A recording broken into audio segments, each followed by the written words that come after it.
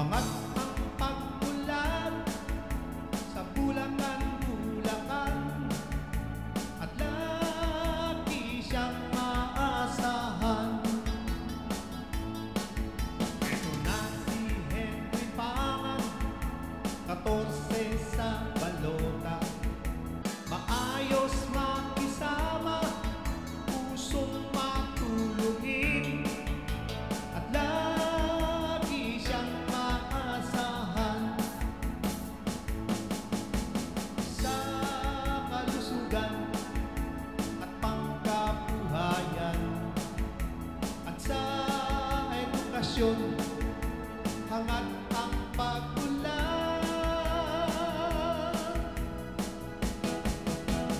Na si Henry Pangan, hangat ang pag-ulan sa Bulacan, at lagi siyang maasahan. Eto na si Henry Pangan, 14 sa balota. Maayos makisama, pusong matulungin, at lagi siyang maasahan.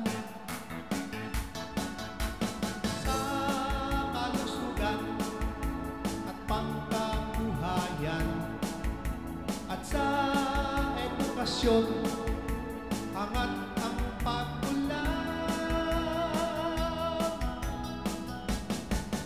Eto na si Henry Pangan, hangat ang pag-ulan sa Bulacan,